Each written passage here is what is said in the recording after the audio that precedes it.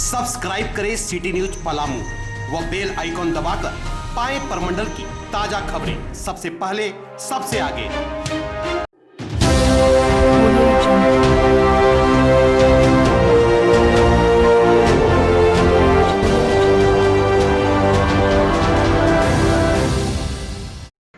डाल्टनगंज कचहरी परिसर स्थित कृष्णा होटल में पलामू जिला कांग्रेस कमेटी के शिक्षा विभाग की बैठक हुई। बैठक की अध्यक्षता कांग्रेस शिक्षा विभाग के जिला चेयरमैन भृगुनाथ सिंह ने किया, जबकि बैठक में बतौर मुख्य अतिथि झारखंड के शिक्षा विभाग हेड श्याम नारायण सिंह मौजूद थे। लोगों को संबोधित करते हुए श्री सिंह ने कहा कि वर्तमान केंद्र सरकार ने शिक्षा के प्रति अपने उदासीन जग जाहिर कर दी है।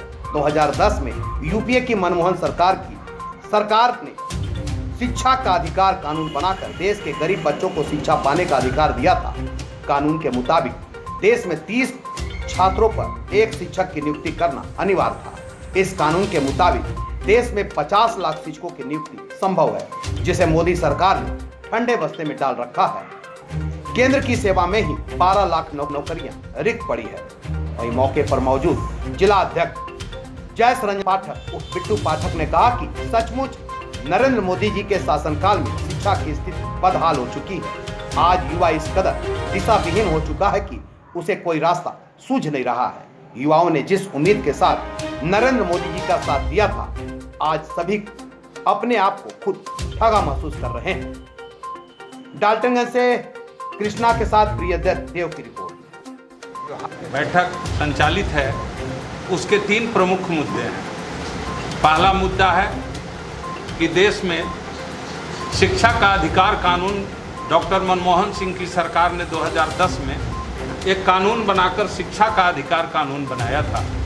उस कानून का मकसद था कि इस देश के 70% गरीब गुरबा के जो बच्चे हैं उनकी शिक्षा की गारंटी की जाए। उस कानून में यह बताया गया था कि इस देश के अंदर 30 छात्रों पर एक शिक्षक बहाल किया जाएगा और गरीबों को शिक्षा ठीक से मिले। चूँकि आप जानते हैं कि देश का सरकारी विद्यालय जो है वो गरीब के बच्चों का ही विद्यालय है, अधिकांश उसमें बच्चे गरीब के पढ़ते हैं। इसलिए कांग्रेस पार्टी जो गरीबों के प्रति सदैव संवेदनशील रही है और उस समय यूपीए के प्रधानमंत्री मनमोहन सिंह ने सदन के अंदर एक बिल लाकर, जिसे शिक्षा का अधिकार बिल 2010 के नाम से जाना जाता है, उन्होंने लाकर यह बताया और उसके कतिपय धाराओं में इसकी चर्चा की कि अब देश का एजुकेशन किस रास्ते से चलेगा। तो शिक्षा का अधिकार कानून बनाया गया, जिसमें प्रमुख मुद्दा यह सामने लाया गया कि अब इस देश के अंदर विद्यालयों में 30 छात्रों पर एक शिक्षक बहाल होगा। गोया आज के तारीख में हम हिसाब लगा लें नरेंद्र मोदी जी के शासनकाल में, तो इस देश में छात्रों और शिक्षकों के अनुपात जो हैं उसमें कम से कम इस देश के अंदर 50 लाख शिक्षकों की जरूरत है। यदि हम आज के तारीख में पूरे हिंदुस्तान के अंदर यदि शिक्षकों को बहाल करने की बात सोचे तो हमको इस देश के शिक्षा व्यवस्था शिक्षा अधिकार कानून के तहत संचालित करने के लिए कम से कम 50 लाख शिक्षकों की जरूरत है। ये बड़े दुख के साथ कहना पड़ता है कि जो कानून बनाया मनमोहन सिंह ने, उसको नरेंद्र मोदी की सरकार ने ठंडे बस्ते में डाल रखा है। और जिन युवाओं को, हमारा दूसरा बिंदु क्या है कि शिक्षा का अधिकार कानून तो इन्होंने लागू नहीं किया इस देश के अंदर, उसको ठंडे बस्ते में डाल रखा है। दूसरा हमारा आज का जो एजेंडा है वह यह है कि साहब, आपने युवाओं को रोजगार देने के नाम पर देश में सत्ता पाई थी।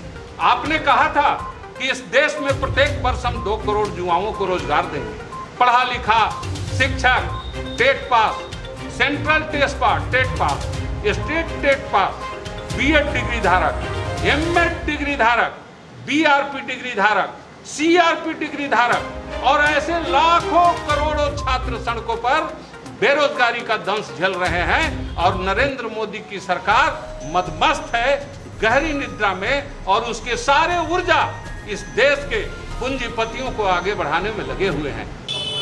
और जो बैठक हो रही है, निश्चित रूप से आज बेरोजगार, आज एग्जाम्पल देखिए, हमारे इस प्रदेश के लोकप्रिय मुख्यमंत्री आदरणीय हेमंत सोरेन जी, हमारे इस प्रदेश के लोकप्रिय प्रदेश अध्यक्ष आदरणीय डॉक्टर रामेश्वर उरांव जी के नेतृत्व में हम लोग हाईकोर्ट गए। किनके लिए गए?